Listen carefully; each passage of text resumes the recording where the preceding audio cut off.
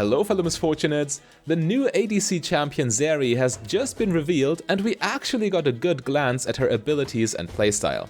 Now the question is, of course, what can we expect from this new champion? Is she well equipped for this hostile environment in which every ADC can get one-shot killed by any other class? So we don't know anything about Zeri's base stats and tooltips right now, but all of this would be subjected to buffs and nerfs anyway, which means it really doesn't matter too much. In the end, we do have the information we need because Riot showed us her abilities in action, which is crucial if we want to gauge this champion's potential. It looks like Zeri comes with a long-ranged Q spell similar to that of Ezreal or Samira. A poke tool like this would mean that Zeri has a super safe lane phase since she can simply farm and poke from range if she has to. So even if your support abandons you or whatever, you will still be able to get CS and reach your late game rather reliably. Interestingly enough though, connecting with your Q seems to apply a self-slow similar to Blitzcrank's W. That's a very peculiar trade-off and I wonder how powerful Zeri's Q damage must be in order to justify this. However, it looks like this drawback gets evened out by her passive. Zeri's passive ability seems to modify her auto attacks and increase her movement speed while kiting, which would make her an excellent teamfighter. Depending on some unknown factor, the projectiles of Zeri's auto attacks actually go straight through her target, implying that they can deal AoE damage. If that's the case, that would mean she has an excellent tool for wave clearing, which is always extremely important for a marksman's early game.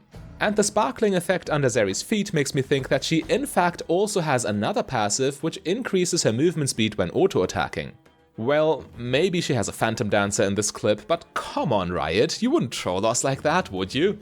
Anyway, this extra mobility is a game changer when you have to fight tanks or bruisers who try to run you down in teamfights. Oh, and there is a dash. It is not as long-ranged as Lucian's dash, for example, but she definitely is not immobile either.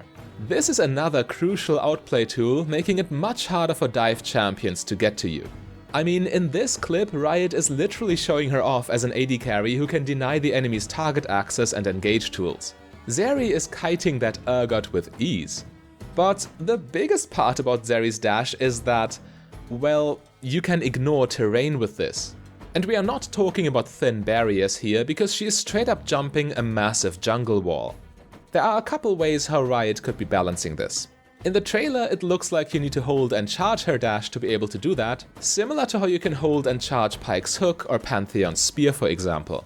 But maybe this option is only available out of combat or only when the ability is maxed out or something along those lines. I definitely don't get the impression though that she could just randomly do this in the middle of a teamfight, which is good. One thing that stands out to me in the following skirmish though is that her Q does no longer apply a slow to Zeri herself, but instead to her target. I'm not sure how this might work, but maybe it depends on how many skill points you have in your Q, meaning it slows yourself early ranks but slows the enemy when maxed out. While this would be a super cool concept, maybe Riot is bringing back an older mechanic here, and you can evolve Zeri's Q and maybe also her dash when you get more items and stats. You know, just like Kai'Sa's evolve mechanic. By the way, judging from this fight here, we can actually get a good estimation of Zeri's auto-attack range. We can see exactly when the projectile is leaving her cannon, and using the cracks in the floor, I recreated the situation in Practice Tool. Average range of 550? Nope, too short. 575? Slightly above average? Still too short. 600? Ash tier? Nope. 650? 650 range? Are you kidding me? This is literally Caitlyn, the biggest base range in the game.